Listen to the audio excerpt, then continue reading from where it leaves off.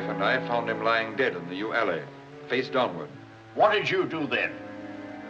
I hurried across the moor to fetch the doctor, Dr. Mortimer.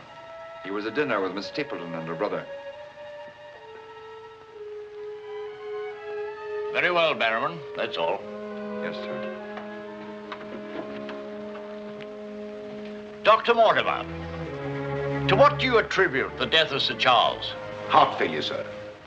I might add that for some time Sir Charles was in a highly nervous state. Worried. Something was preying on his mind. And did he confide to you what was preying on his mind? Well,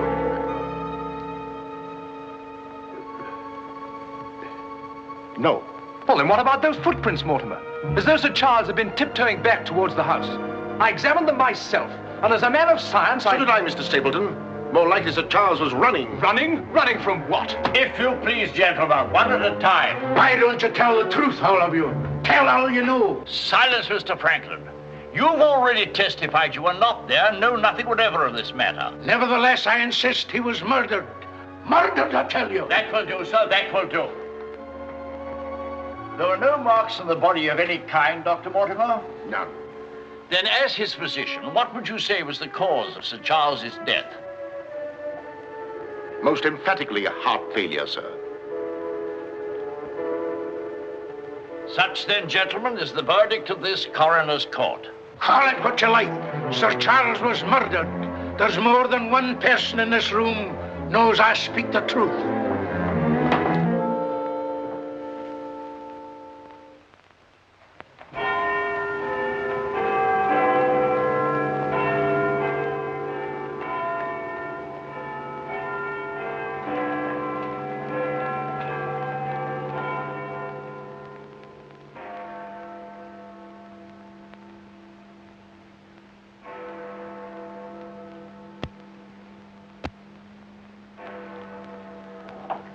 I'm blessed if I know why on earth you want all these clippings about this Baskerville fellow. I've an idea, Watson, that young Sir Henry isn't destined for a very long existence in this world. What? My conjecture is that he'll be murdered. Murdered?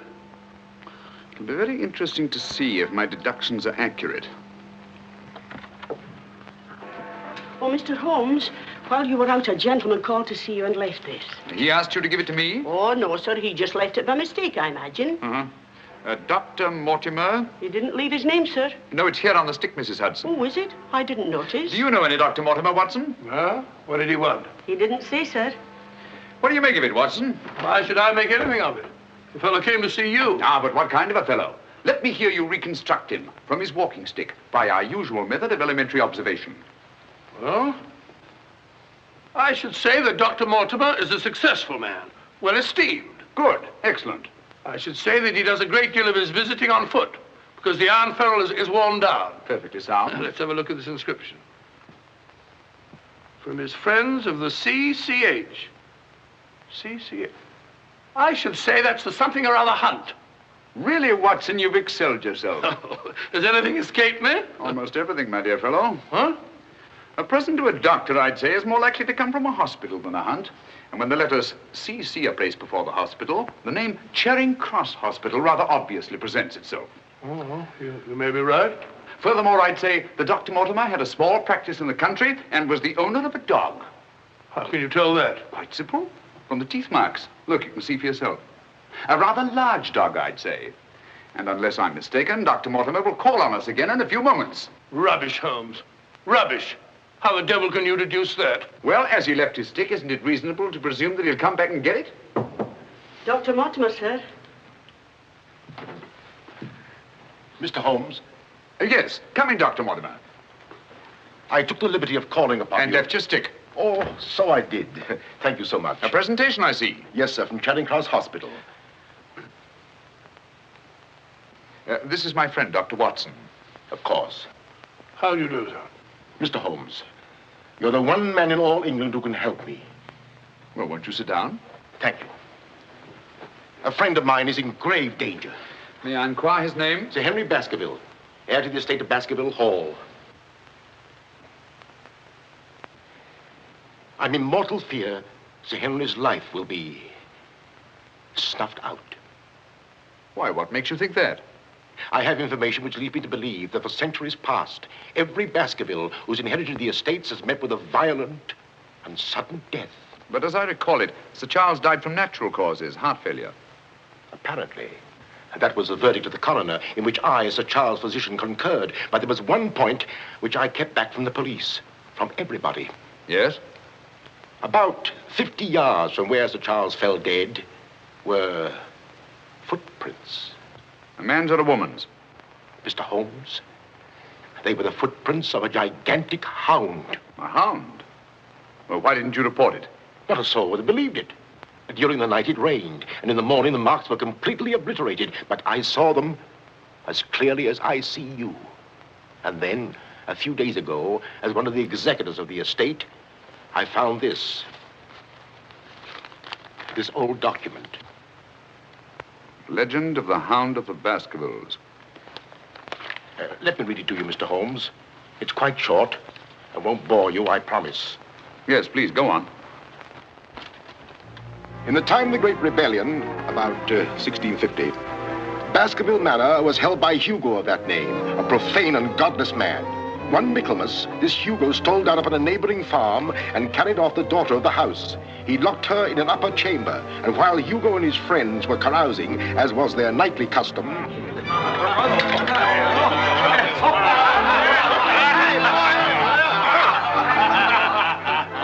Such a cuddlesome little wench never existed before, I swear. Cheeks soft as velvet, a form so wondrously rounded. Tell us more. What happened then? Where was I? Her form, you were saying. Oh, yes. No need to cry out, I told her. Hugo will not hurt you. With that, I whisked her up on my saddle, covered her with my cloak, and we were off like the wind. You brought her here? To the manor? Where is she? Go fetch her, Hugo. Easier said than done, eh, Hugo? How can he fetch her if she isn't here? Oh, she isn't, eh? Come on, I'll show you. I'll take a look.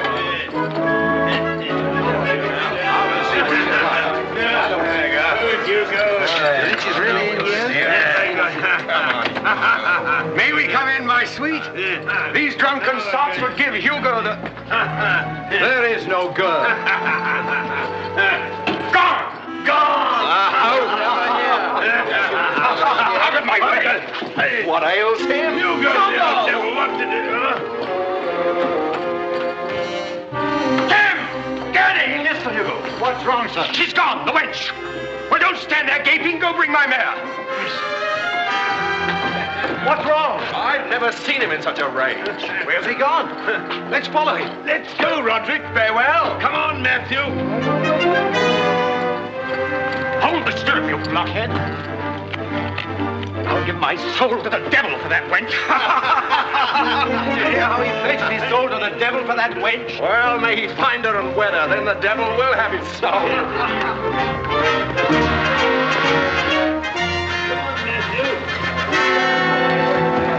on and on they rode, until suddenly they came upon the body of the girl.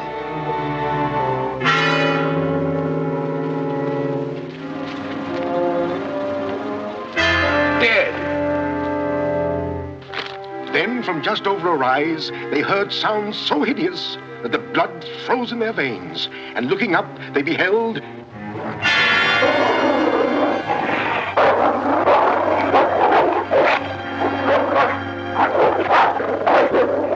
Before we could get at him, Sir Hugo was dead.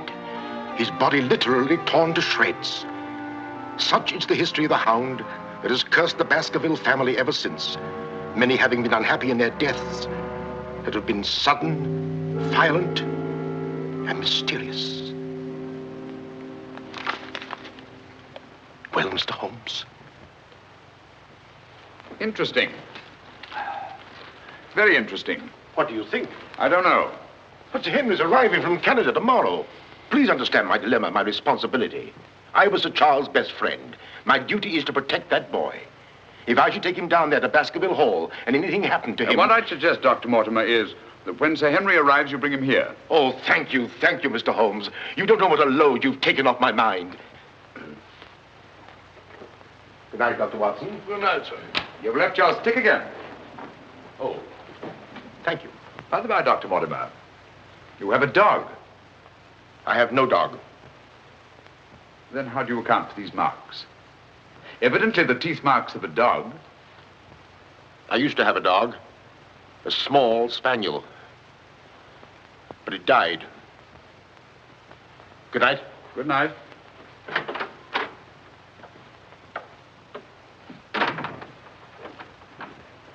Well, Holmes, what do you make of it? Do you think there's anything in it?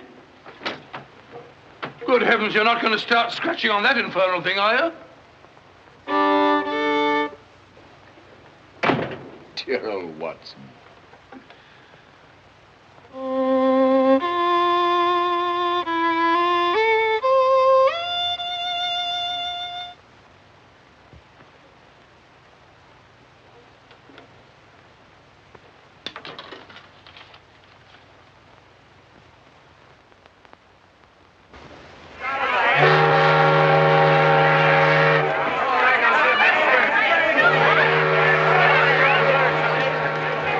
Goodbye, Sir Henry.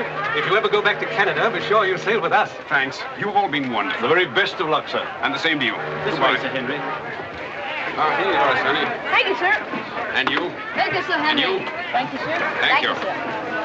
Oh, Sir Henry. Oh, it's too bad. It's all over. Just when you and Betsy Ann were really getting to know each other. Oh, but we are going to see one another in London, aren't we, Sir Henry? Oh, I should love to. But I have to go down to the country, unfortunately. To your ancestral estate. How exciting. Perhaps, Betsy Ann, if you're very good, Sir Henry will ask us to visit him. Of course, yes. We're staying at the Savoy. Don't forget. I will. Bye. Goodbye. Sir Henry, Yes. I'm Dr. Mortimer. Your uncle was my best friend. How do you do? Thank you for coming to meet me. Not at all, my dear boy. Did you have a pleasant trip? Splendid, thank you. I've taken rooms for you at the Northumberland Hotel, where I'm stopping. Fine. I assume you'll be staying in London for a few days. Yes, I haven't seen it since I was a boy. Thank you, sir. Northumberland Hotel.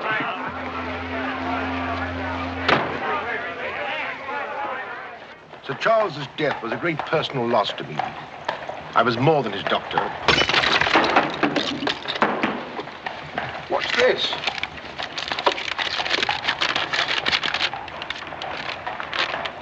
What are those words?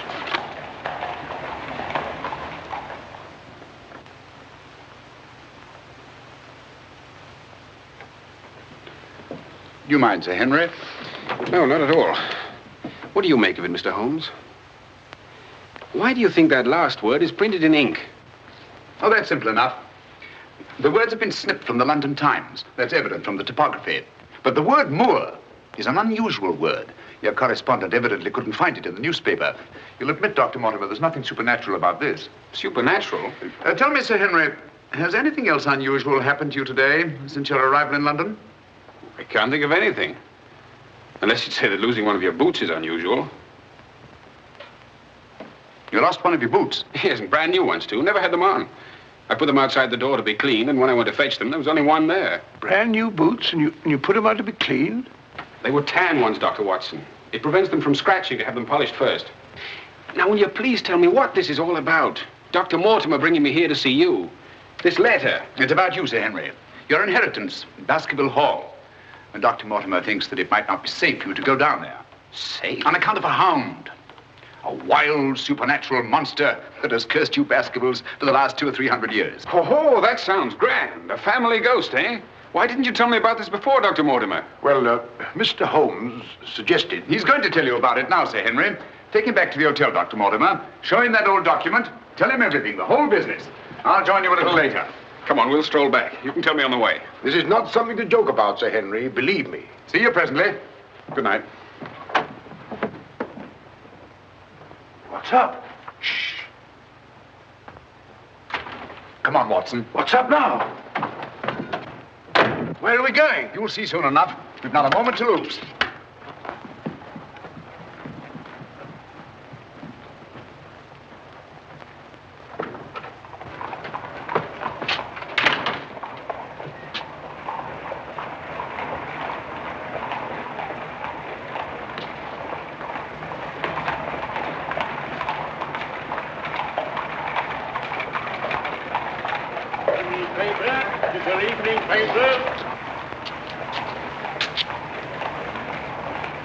Keep your eye on that hansom.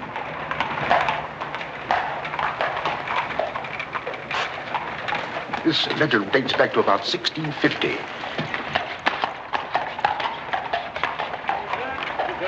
paper. Get your paper, evening paper. Evening paper, sir. Get your evening paper. Get your paper, evening paper. Evening paper, sir. Tells all the latest news that's going on, sir. Tells you all about it. Thank you, sir. Evening paper. A dissolute, drunken fellow. And he was a dissolute. Look out! Stop! Whip up, cabby. Whip up, I say. Very good, sir.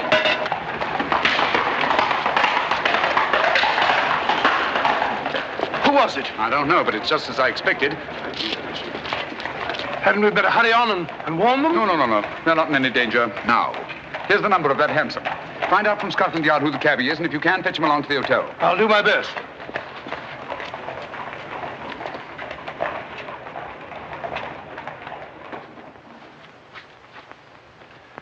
Well, now that Dr. Mortimer has told you everything, what have you decided? To go there, of course. Good. That's what I thought you'd say. And if Dr. Mortimer will only guarantee that this supernatural hound of his will really appear, I'd call the radio. Oh, don't say that, my boy. Sounds like a bogey story they tell kids to frighten them at night, doesn't it, Mr. Holmes? Yes, rather. It might interest you to know, however, that you were shadowed from my house. Shadowed? Yes, and probably have been ever since you arrived in London. By whom? I don't know. A man in a hansom. He must have seen me run after him and had the cabby dash off. Oh, by the by, did you ever discover your mislaid boot? No. Hello? Well, the brown one's here, but one of the black ones is gone. I'll ring for the chambermaid. Perhaps she can explain. Yes, do.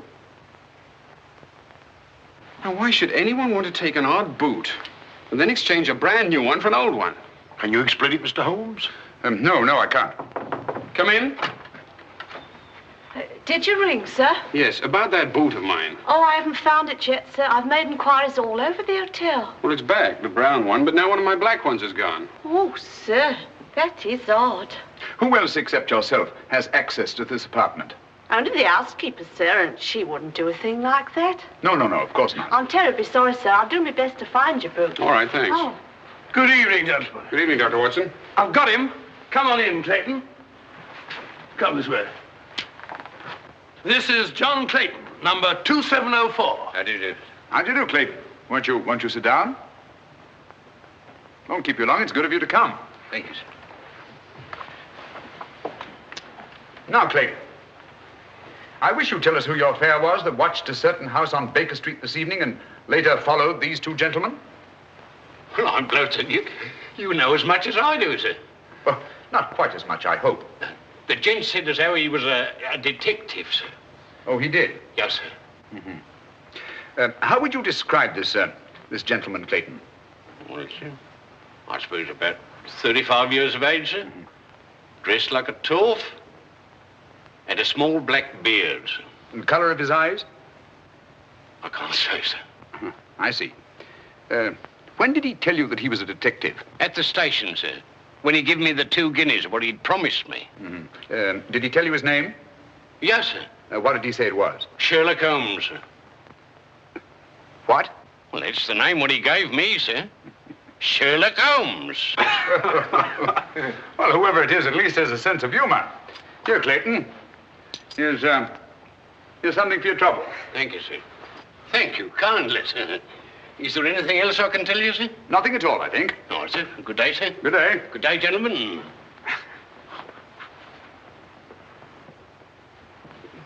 Well, Mr. Holmes, have we progressed, do you think? Perhaps. Tell me, Sir Henry, when were you planning to go down to Dartmoor? Immediately, tomorrow. I'm really awfully keen to see the old place. You'll accompany us, Mr. Holmes. I'd like to very much, Dr. Mortimer, but unfortunately I have some rather pressing business here in London. Of course, and there's no need. Please don't think me ungrateful, Dr. Mortimer. I do appreciate your concern for me. But this story of the Hound, it's nonsense. As for that silly letter and all the rest of it, I'm sure it can all quite easily be explained. I quite agree with you, Sir Henry. But all the same, if you don't mind, I'd like to ask Dr. Watson to go down with you. What, sir? If you don't mind, Watson. Gladly, if you care to come. Of course. I'll be delighted. Good. Oh, thank you, Dr. Watson, and thank you, sir. Then we'll stalk the Hound together. Now, don't take it too lightly, Sir Henry. Well, I must be going. Mr. Holmes. Yes, Dr. Mortimer. About that person calling himself Sherlock Holmes. Very interesting, Dr. Mortimer. You'll keep me posted, Watson. Write me daily reports. To the smallest detail, Holmes. Fine. I give him into your care, Sir Henry. Guard him well. Good night. Guard me well. I like that. Oh, God.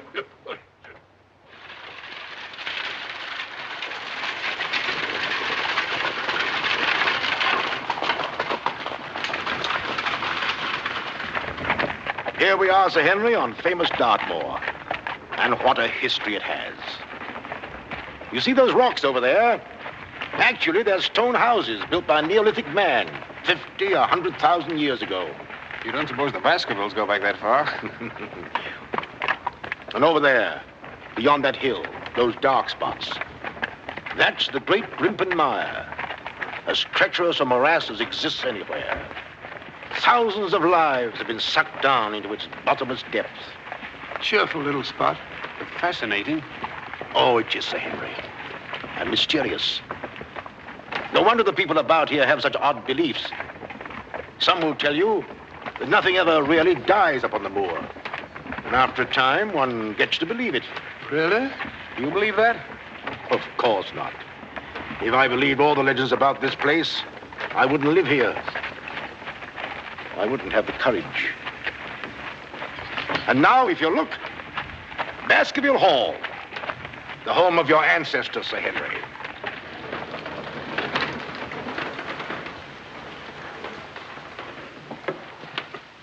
How are you, Barrowman? Very well, thank you, sir. Thank you. This is Barrowman the butler, Sir Henry, and Mrs. Barrowman. Welcome, Sir Henry. Welcome to Baskerville Hall. Thank you. Barrowman was with your uncle most of his life, as was his father before him. Well, I hope you'll be just as happy here with me. Thank you, Sir Henry.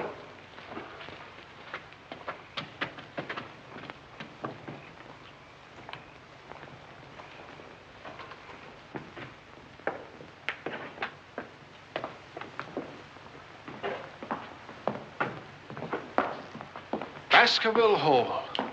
And just as it's always been, Sir Henry, your uncle did some modernizing upstairs, but down here nothing has been added or taken away since Sir Hugo's time. Well, I wouldn't say it's the most cheerful spot I've ever seen. I beg your pardon, sir. What time do you wish dinner served, sir? Early, I think. Dr. Mortimer has to drive home. Tell the coachman to have the carriage ready after dinner. I'll tell him, sir. Now, I suppose you'd like to freshen up. There's hot water in your room, sir. I'll show the way. Thank you.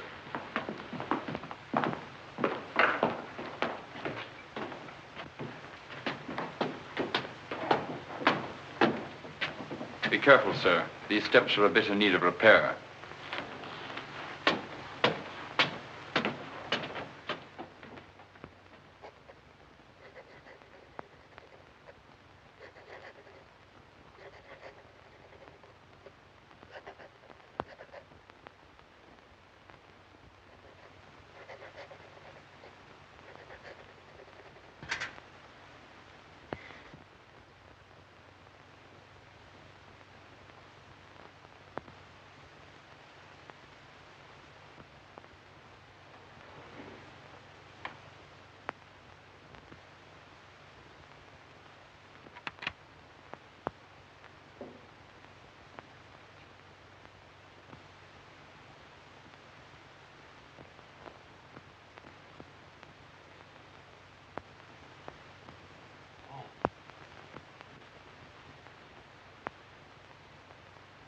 I didn't want to startle you. I thought you might be asleep. What is it? Come quickly. Someone's prowling around.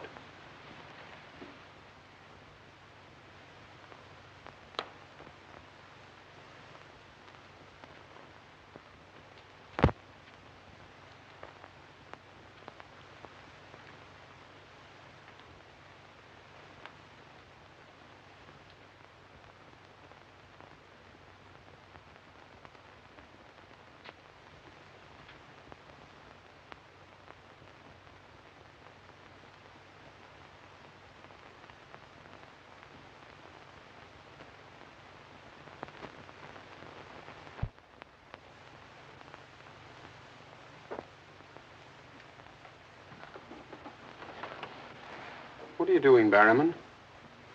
Oh, nothing, sir. It was the window. The window? Yes, sir. I was just seeing that it was fastened. What does it matter whether it's fastened or not? The window on the second floor. I go around every night seeing that they're fastened. Sir Charles always insisted upon it. Well, that sounds reasonable enough. Well, if it's properly fastened now, Barrowman, you can get back to bed. Yes, sir. Thank you.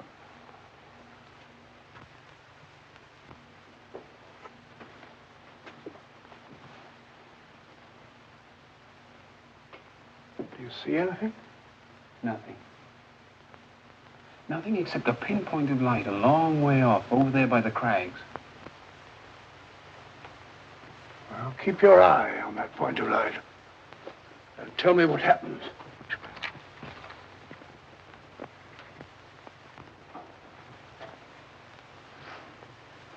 Do you see anything now? It's gone now. There it is again. And there it goes. Just as I thought. Barrowman was signaling to someone. Come on, get some clothes. We'll find out.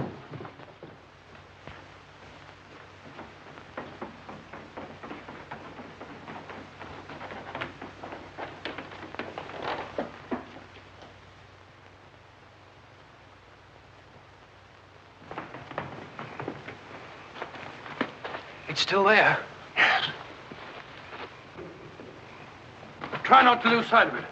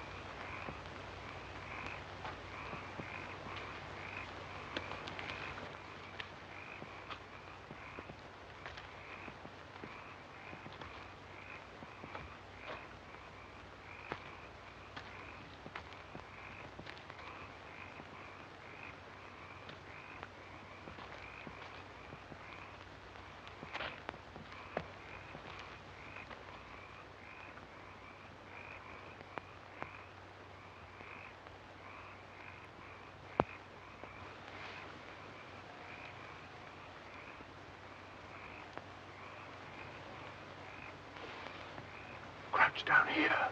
Whoever it is may come back.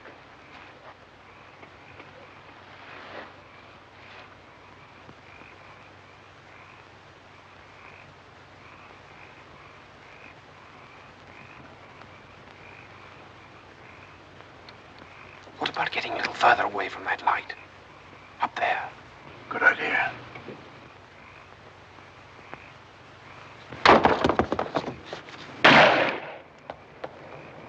Stop! Are you mad? Whoever it is knows his way among these rocks. We don't. Who the devil can it be? You were right about Barrowman. Yes, but what connection can there possibly be between that horrible creature and Barrowman? You know, I've half a mind to fire the fellow in the morning, then notify the police and let them shadow him. No, it's the last thing that Holmes would want us to do. Our job is to watch Barrowman. Watch him like a hawk. Come on, let's get back.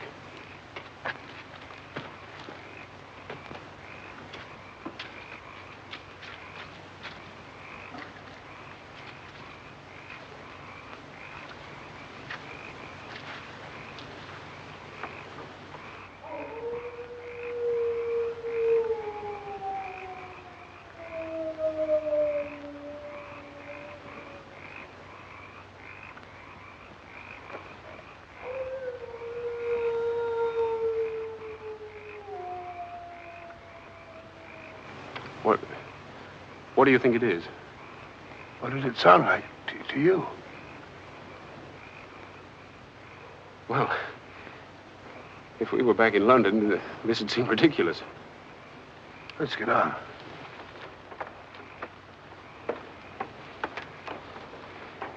Look here, Doctor. You don't believe that nonsense, do you? Of course not. No more than you do.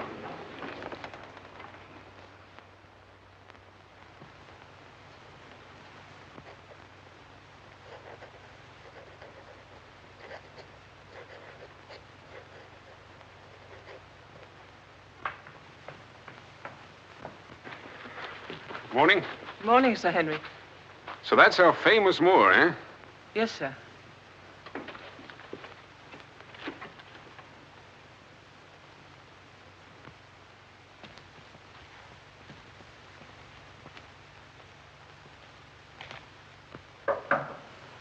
Come in.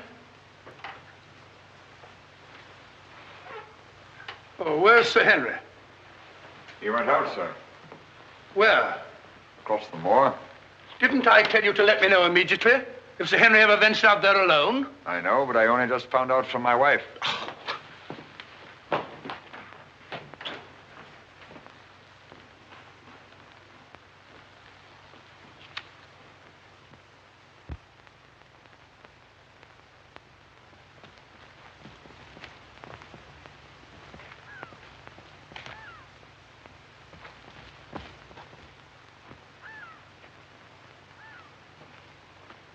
Hello there. Oh, forgive my shouting at you, Dr. Watson. My name's Stapleton. Live just across the moor. But how did you know my name, sir? Oh, from Dr. Mortimer, one of our neighbors. Oh, yes, sir. Hi, Sir Henry. He's very well, thank you. Oh, we were a bit worried he might decide not to come here. After the rumors that followed the sad death of Sir Charles, has Mr. Sherlock Holmes come to any conclusion yet? I really can't say. Oh, is he going to honor us with a visit? I haven't the slightest idea. Well, if I can be of any help, I do hope you'll call upon me. I know this place pretty well. Thank you, but I don't think I shall be needing any help. Wonderful place, this moor. From a scientist's point of view, there's nothing like it. Vast, barren, mysterious.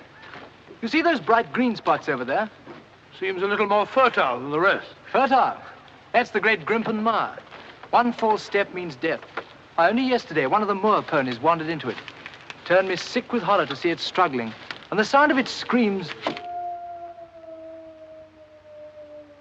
What's that? Oh, that? Well, the people round here say it's the Hound. Surely you don't believe such rot? Bogs make queer noises. Or perhaps it's a bittern booming. A bittern? Yes, a very rare bird. Practically extinct. If anything is extinct on the moor. Stop! Stop! Look out! Stop! That was a voice.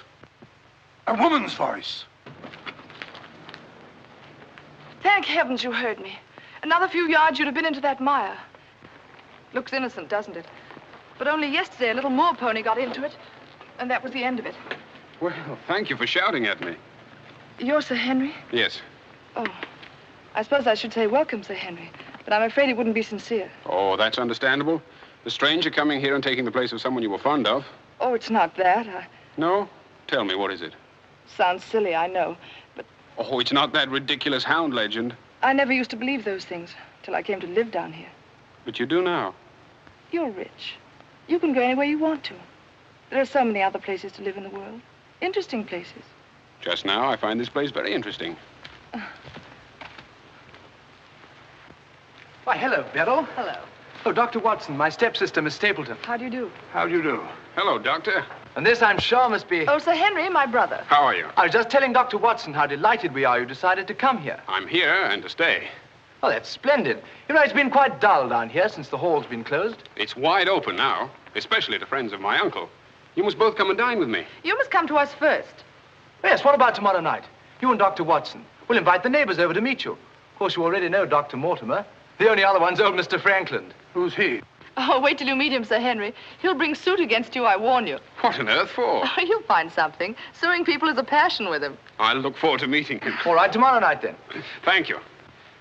And thank you again for rescuing me. Goodbye. Goodbye.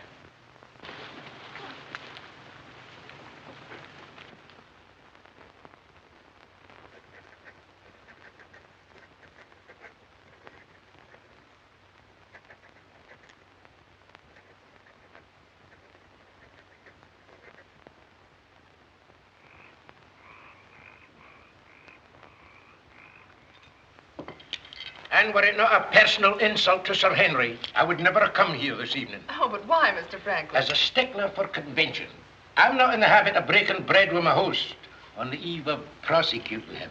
Great heavens, what crime have I committed now? A most gruesome one, Mr. Stapleton. That of body snatching. What? You're a body snatcher, sir. A ghoul, a despoiler of graves. Oh, come, Mr. Franklin. That's a very serious charge. Oh, Beryl, Refill Mr. Franklin's glass, will you? Thank you, my dear. And an excellent vintage it is, too. But if you're implying that I'm tipsy, sir... Oh, of course he's not. Tell us more, Mr. Franklin. Whose body has Mr. Stapleton been snatching? According to my evidence, sir, Mr. Stapleton was seen digging among the old stone huts on the moor and removed from there a skull. Oh, that. A most interesting relic, Sir Henry, of Neolithic man. I'll show it to you after dinner.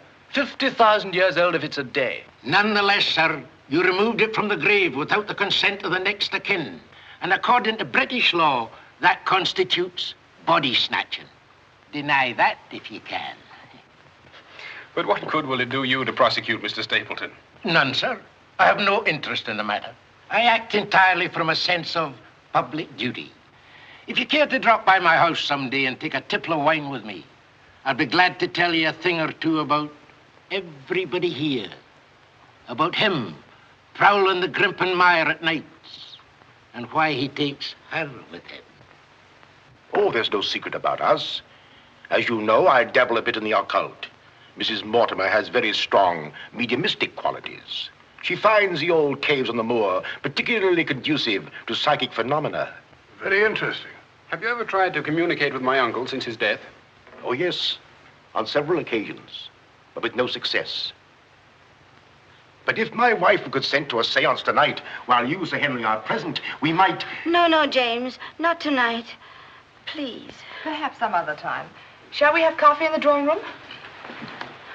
Why, of course, Mrs. Mortimer. I could persuade my wife. Don't you think? Yes, the list. Well, if you and Dr. Watson would care to see my little collection. Oh, yes, the skull. Yes, we're in here. Yes, I'd like you very much. Quite a museum. Oh, a very modest little collection. But this one really is quite a treasure. You'll observe its unusual cranial index. Gentlemen, my wife has consented. She's agreed to a seance. Splendid. Oh, fine. Please come at once. Now then, if you'll all get chairs and arrange yourselves naturally, comfortably here by the fire. As Shakespeare says, you can call spirits from the vasty deep, but will they answer? They'll not answer scoffers or skeptics. If that's your attitude, Mr. Franklin, perhaps you wouldn't mind leaving us. Oh, I'm sure Mr. Franklin didn't mean to doubt. Of course I don't. And I ask you to keep a civil tongue in your head, Dr. Mortimer. Ordering me out from under the roof of my host is grounds for a very nasty little lawsuit. Oh, come now, Mr. Franklin. Sit down by me. Now, tonight we may communicate with Sir Charles. Find out what he feared so greatly. What he was running away from. Now, Jennifer, you sit here, please. Sir Henry, here. Or would you please put out those lights? Certainly. Stapleton, that light, please. Dr. Watson.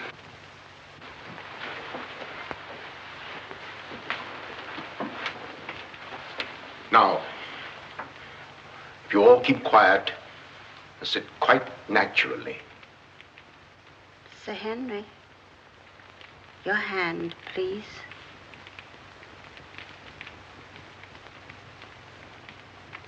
Sir Charles, can you speak to us?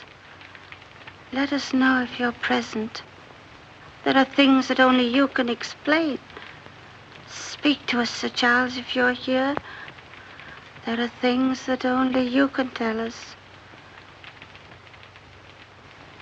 Sir Charles, can you speak to us? Let us know if you're present. There are things that only you can tell us. Speak to us, Sir Charles, if you're here. There are things that only you can explain. That sound. I've heard it before. It's nothing. Nothing but the wind. Or a bittern. I was telling Dr. Watson only yesterday about it.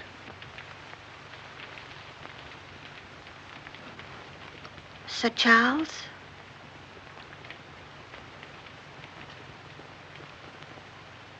What happened that night? What was it you feared? Tell us, Sir Charles, of all the weird, terrible things that have happened on the moor. Listen. There it is again. Oh, I can't stand it. Will somebody put on the lights, please? I tell you, it's nothing. Nothing but the wind.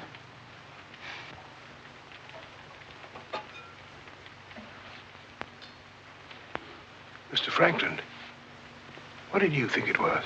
The Hound, of course. The Hound of the Baskervilles. Any fool would know that. James, get my cape. Take me home. Very well, my dear. Dr. Watson, can I give you and Sir Henry a lift? No, thank you. We have our own carriage. You're trembling. That wasn't the wind we heard. I've heard that sound before, often.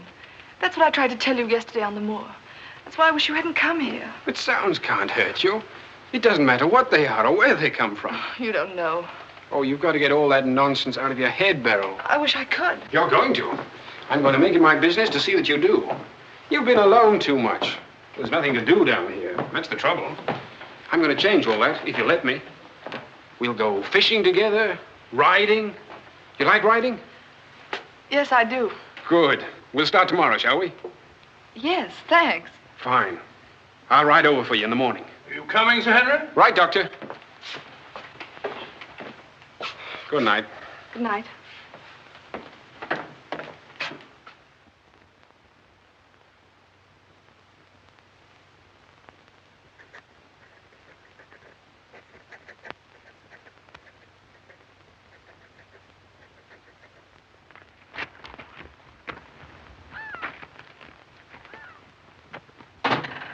Hello. Hello, Beryl. Well, where shall we go today? There's one place we haven't been. High Tor. Fine. That's where all the old ruins are. You know, Jack says that they're over 50,000 years old. That sounds interesting. And you can still see the remains of their stone huts. All right, good.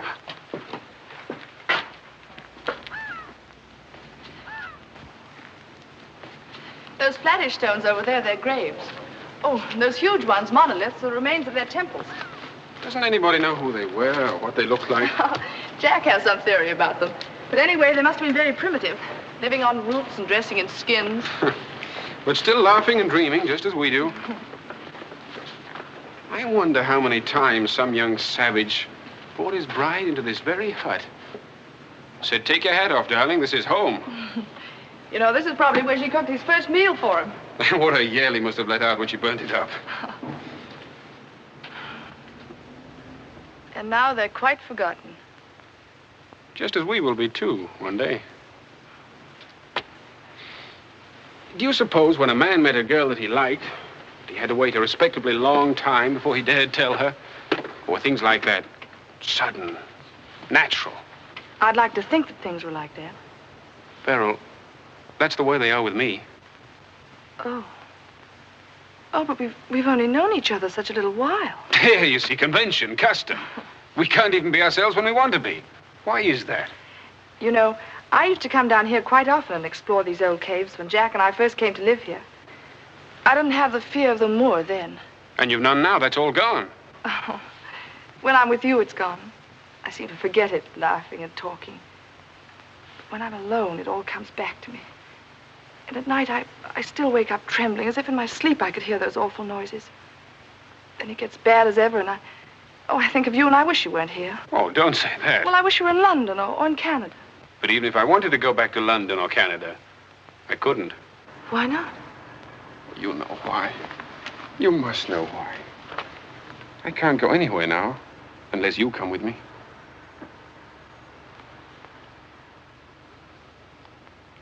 Oh, Henry.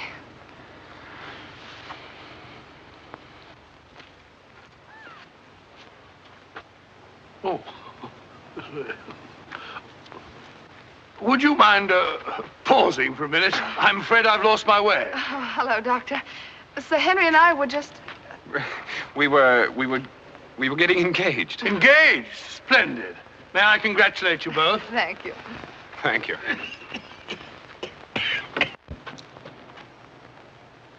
Who is that? It seems that we didn't pick a very secluded spot. What do you want? Just crossing the moor, sir. Just crossing the moor. I'd be peddling my wares, sir. I must have something here. Would interest you, sir? How about it? How about a nice mouth organ, sir? No, thank you. Here's something an old squire like you could use, sir. A fussel. A fussel for calling your sheepdog. Calling my what? Sheepdog, sir. A regular charmer, sir. Hear him for miles around, sir. Take it away and yourself with it. How about some scent for the lady, sir? That'll do. Be off about your business. All right, sir. I ain't doing no harm. I ain't doing no harm. You know, that's what I hate about this moor. There's always something strange. Look, he's limping on the other foot now.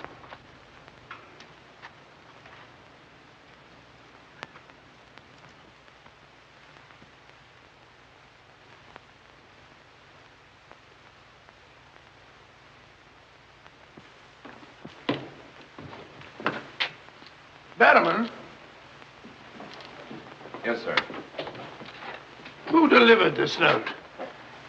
No one, sir. I found it slipped under the front door. Thank you.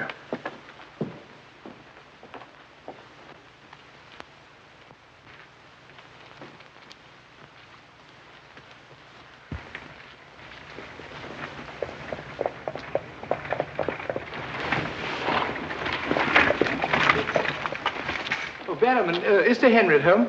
No, sir. He's gone across the moor. Oh, I'm sorry I missed him. Did Dr. Watson go with him? No, sir. Oh, thank you, Batterman. I'll tell Sir Henry you called, sir. Yes, do.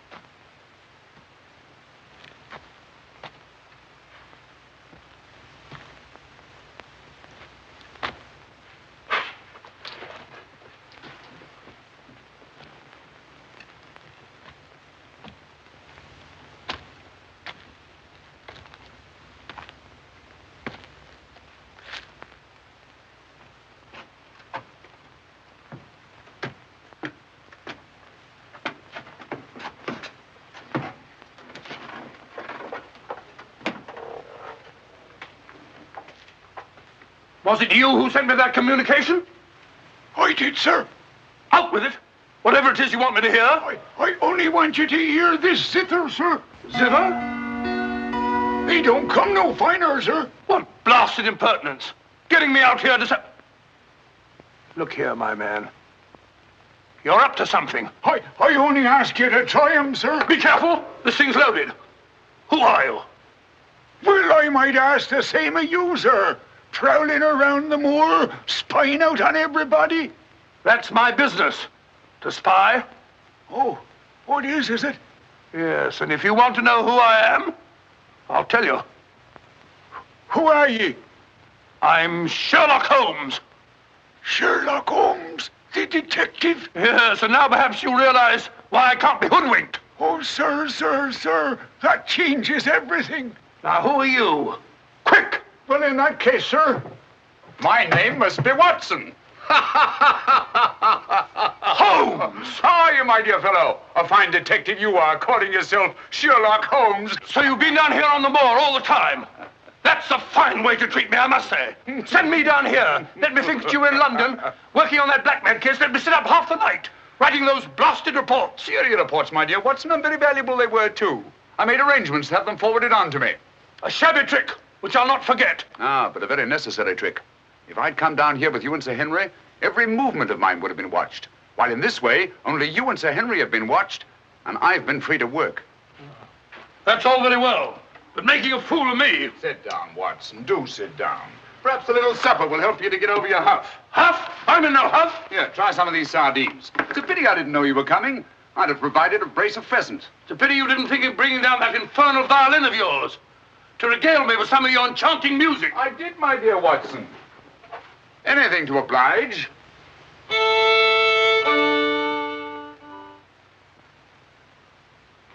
Well, if you've had enough to eat, Watson, and you're feeling in better spirits, I think we'd better be getting along. Getting along where, if I'm not prying? I'm returning with you to Baskerville Hall. There are still some gaps to be filled in, but all in all, things are becoming a little clearer. Not to me, I assure you. Still a hopeless jumble. Mr. Franklin, Dr. Mortimer, the Barrowmans. Put it all together, and what have you got? Murder, my dear Watson. Refined, cold-blooded murder. Murder? There's no doubt about it in my mind. Or perhaps I should say in my imagination. But that's where crimes are conceived and where they're solved. In the imagination. But there's been no murder. Unless you mean Sir Charles. And the facts clearly indicated that he died from heart failure. That's why so many murders remain unsolved, Watson. People will stick to facts, even though they prove nothing. Now, if we go beyond facts, use our imagination as the criminal does. Imagine what might have happened and act upon it, as I've been trying to do in this case. We usually find ourselves justified. Then you know? Another day, two at the most, and I will know. My one fear is that the murderer will strike before we're ready. In that case... What's that? Where's it coming from? There. No. There. The Hound. Come on, Watson, quick.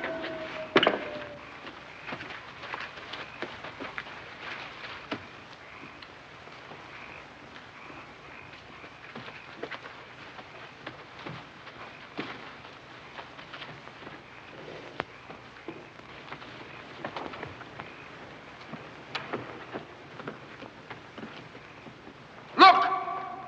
Sir Henry!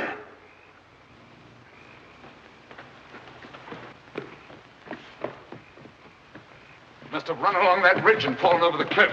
He's dead. Skull crushed in. The convict. Thank heaven. What? That's the man I shot at the night we arrived. The man Barrowman was signaling to. Who is it? A Notting Hill murderer. He escaped from prison last month. Been hiding on the moor ever since.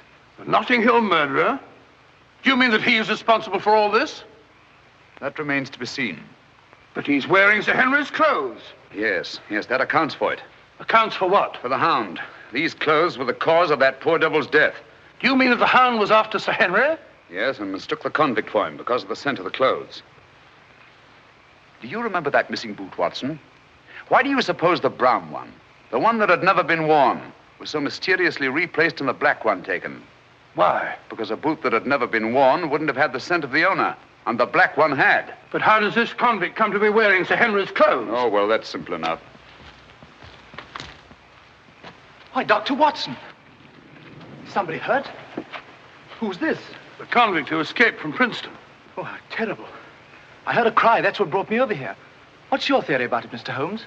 You're quick at identification. Oh, everybody knows you, sir. As a matter of fact, we've been expecting you down here. My name's Stapleton. How'd you do? You came in time to see a tragedy. Yes, most unpleasant remembrance for me to take back to London tomorrow. Oh, must you go so soon? I've been looking forward to meeting you. Yes, I'm afraid I must. We were hoping, Mr. Holmes, that you may be able to shed some light on the occurrences that have puzzled us down here. Yes, but an investigator needs something more than legends and rumors. Oh, quite so. Give me a hand, will you, Watson? We'd better put this poor fellow in one of the huts till the morning. Oh, let me give you a hand. Oh, I think we can manage all right, thank you.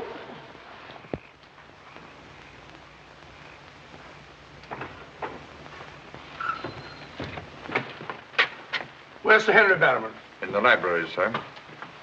Now, Barrowman, if your wife's still up, will you tell her Mr. Sherlock Holmes would like a word with her? Sherlock Holmes? Yes. Yes, sir. Thank you.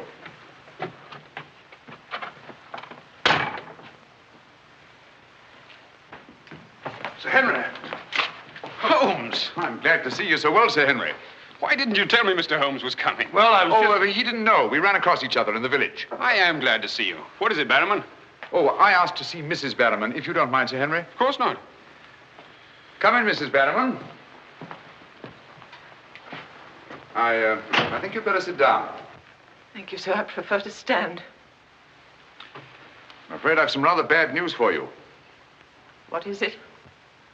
Well, it's going to be a bit of a shock. Oh. They've caught him. Your brother...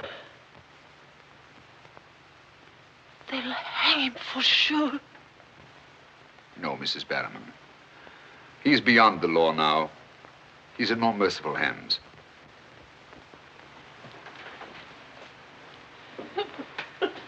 We came upon the poor fellow as we were crossing the moor. He must have missed his footing and fallen over the cliff. No further need, Barrowman, to signal to him from the window or take food out to him or give him Sir Henry's discarded clothes. Go, Sir Henry. It was all my doing. Barrowman here wanted to tell you all along so as you could notify the police. But he was my kin, my old kin. Even though he wasn't never any good. We understand. You won't hold it against Barrowman, will you, sir? Of course not.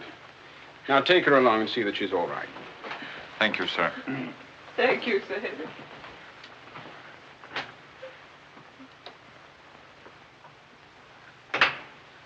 Well, it's nice to get that in cleared up, for their sake as well as mine. It clears up everything, I think, Sir Henry. That poor devil must have been completely demented. And that accounts for those dreadful noises that we've been hearing from time to time. Exactly. Your troubles are over, Sir Henry.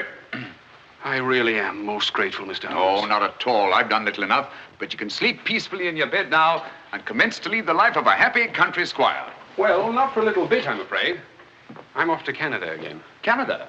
Beryl, Miss Stapleton, and I are going to be married. Miss Stapleton? A very charming young lady. Congratulations. Everything's arranged. Her brother's giving us a farewell party tomorrow night. We'll be married in London the following day, and then off for a honeymoon to Canada. My congratulations too, Sir Henry. Thanks. What luck you're here. You and Dr. Watson will be with us tomorrow night. No, I'm sorry. I'm afraid I can't. I must hurry back to London. And so should you too, Watson. We'll have to report to the police here about that convict in the morning, but there's a train leaving early in the afternoon. Oh, what a pity. Beryl will be dreadfully disappointed. Now, we'll remedy that when you come up to London. You must dine with us before you sail.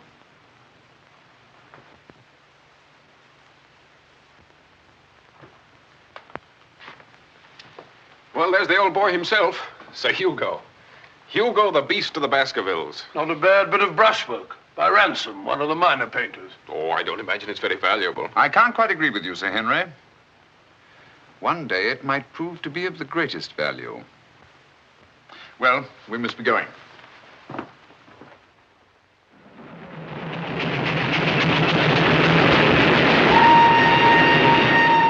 There's still one or two little points, Holmes, that I can't for the life of me reconcile with your theory about that poor demented convict. One or two little points? But surely you can't mean that he was in London 3 weeks ago? Sent that letter? Stole that boot? Of course not. And who the devil did? The same person who was responsible for the death of that convict last night and will try again to murder Sir Henry tonight. Tonight? Unless my imagination has run away with itself, and I don't think that it has. Then why are we rushing up to London, leaving Sir Henry entirely unprotected? We're not, my dear Watson. We're just giving the impression of rushing up to London. In a minute and a half, we'll be in Oakhampton. There, we'll catch a train back to Dartmoor. If my surmise is correct, we'll nab our man in the act. But if you know who it is, why all this roundabout rigmarole? Why don't you have him arrested? Because I've no case. Not a shred of evidence that would hold in any court. The only way is to catch him red-handed, to catch him in such a way that there's no escape, no alibi. That means gambling with Sir Henry's life. But you can't possibly... Gambling to save his life. But we've got to take that chance. Otherwise, the shadow of sudden death will be forever hanging over his head, and sooner or later... Here we are, Oakhampton. And may you both spend the rest of your years together in happy contentment. Yeah. Thank you. Thank you. And now I want to thank you all for the kindness that you've shown a stranger. And when Beryl and I return, I want you to know that you'll always be welcome at Baskerville Hall. Thank you. Thank you, Sir Henry. It's going to be lonely for you, Mr. Stapleton, with Beryl gone. Yes, indeed it will, Mrs. Mortimer. I shall be more dependent than ever upon you, my neighbors. Don't count upon me, sir. In my opinion, you're a body snatcher. And until the courts have decreed otherwise, I want nothing whatsoever to do with you. Oh, Mr. Franklin.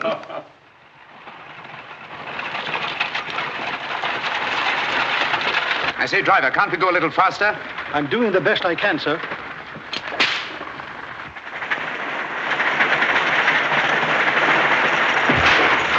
You idiot! We said go faster, not break our necks. How far is it to Baskerville Hall? It's 5 miles by road, sir, but if you want to cut over the moor, it's only about 3. Here you are.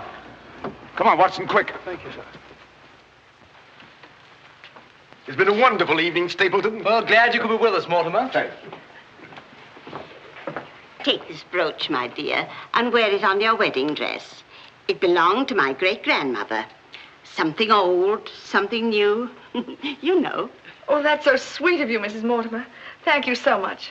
And come back to us soon, both of you. We will. May I offer you a lift, my lad? It's such a beautiful night, Mr. Franklin. I think I'll walk, thank you. Merely a gesture of hospitality. Reject it if you like. Get up there! You're not going to cross the moor alone, Sir Henry. Why not? There's nothing to fear anymore. We can't be sure. Oh, but I have Mr. Sherlock Holmes' own word for it. Come along, James. Good night, Sir Henry. Good night, Mrs. Mortimer. And the best of luck to you both. Thank you. Thank you.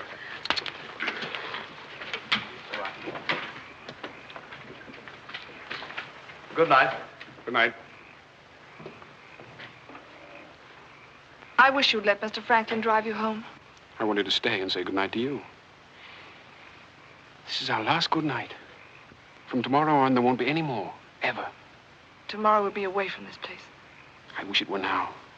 So do I. Oh, now, don't be silly. Good night, Beryl. Good night, dear.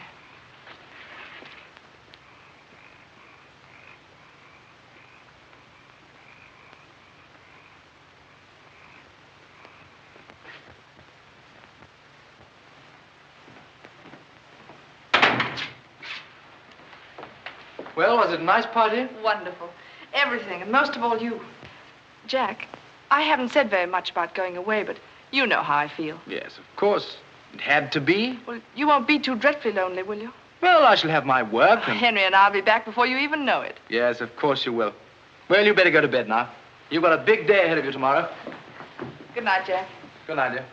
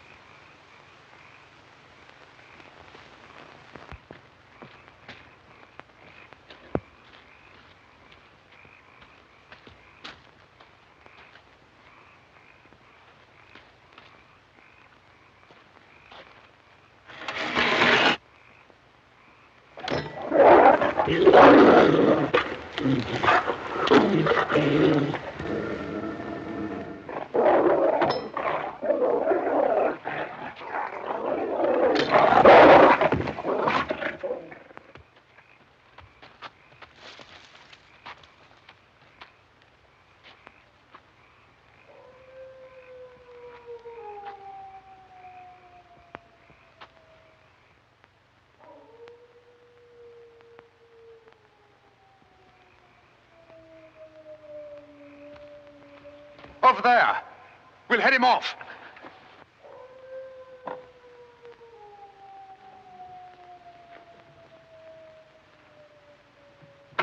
Jack! Where are you?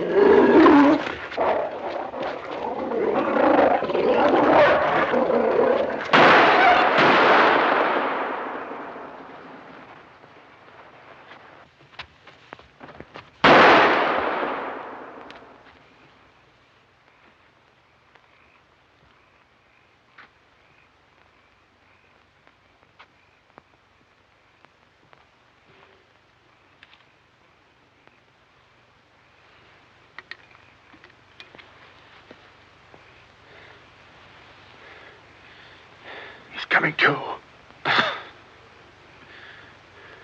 You'll be all right, old man. Watson. Yes, soldier. Mr. Holmes? Yes. What was it? We've got to get him home quickly. Can you manage him alone? Yes. Because I've got things to do. Help get his arm around my shoulder. I'm all right.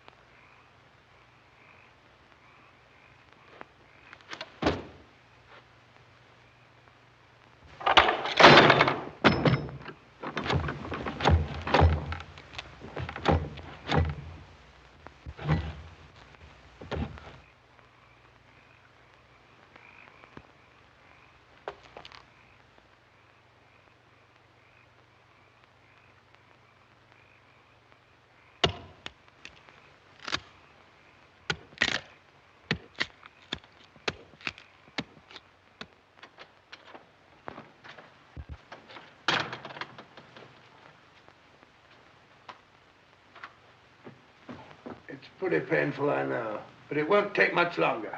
Go on, it doesn't hurt. Now, Mrs. Barrowman, some gauze, please. I just heard the dreadful news. Thank heavens you're safe. Is he all right? Well, now we know for certain that this is no legend, no myth. There really is a hound. Was a hound? Yes, Mr. Holmes told me. I ran into him across the moor. He asked me to send you to him at once. It's a matter of great importance. He said he'd wait for you at the spot where the beast was killed. I must finish here first. This poor boy's taken a terrific beating. Well, I could carry on for you, Doctor. I'm a bit of a doctor myself, you know. Do you think you could manage? Yes, I'm sure I could. I think you really ought to go, Dr. Watson. Mr. Holmes was most urgent. Oh, really?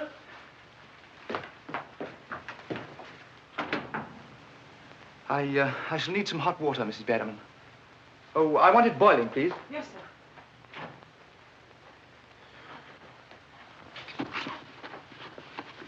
It must have been a terrifying experience, Sir Henry. Terrifying. It was. It was indeed. Yes, I can see you're still weak from loss of blood. I can't say I feel any too well. Here, drink this, Sir Henry. You'll feel much stronger. I'll see to your other bandages after.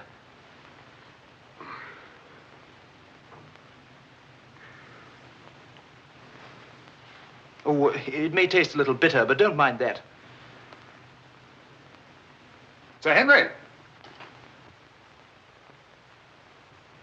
Well, feeling better? Yes, thanks. I see that's uncomfortably close to your eye, isn't it? Another one on this side? Huh? Oh, well.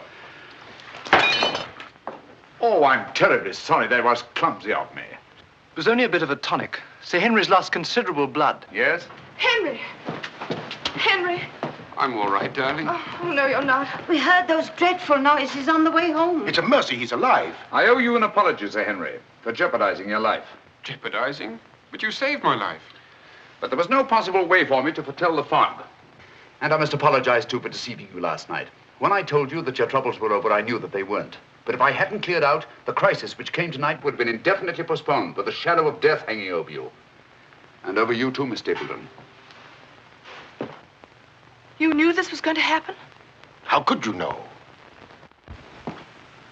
The person who wanted to snuff out your life, Sir Henry, was the same one who plotted to kill your uncle. He wanted to get you both out of the way so that he could lay claim to this place, to the whole Baskerville estate. In tracing back his lineage, he discovered not only that he was the next of kin, but also learned of that old legend about the Hound. So he brought the Hound to life by the simple expedient of buying the most savage dog that he could find and hiding it here on the moor until he needed it. If he had succeeded tonight, the blame would have fallen on the legendary monster, and no possible suspicion would have been attached to him. A most ingenious device. And I'm quite sure that he would have had no difficulty in proving his claim to Baskerville Hall and all that goes with it.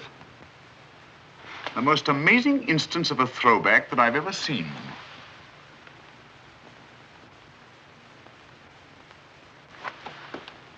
And you can see for yourself. Stapleton! One move and I'll shoot. Jack! You two, stay where you are. You're under arrest, Stapleton, for the murder of Sir Charles Baskerville, the murder of a convict, and the attempted murder of Sir Henry. You can't arrest me, Holmes. Now, one move from any of you and I'll blast you all to kingdom come.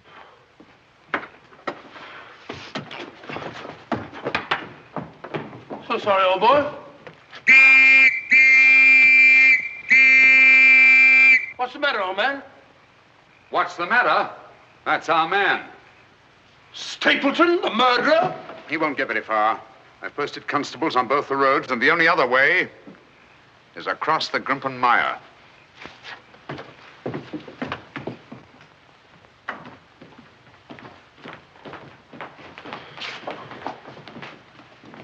I'm so sorry, Miss Stapleton. I wish I could have spared you this.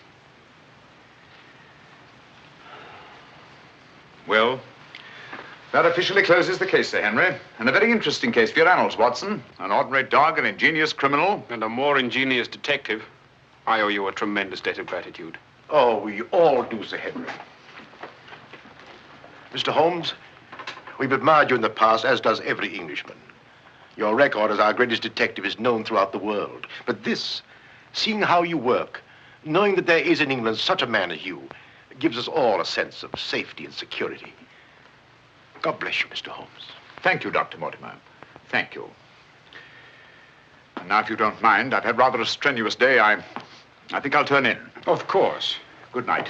Good night. Good night. Good night, Mr. Holmes. Good night. Oh, Watson, the needle.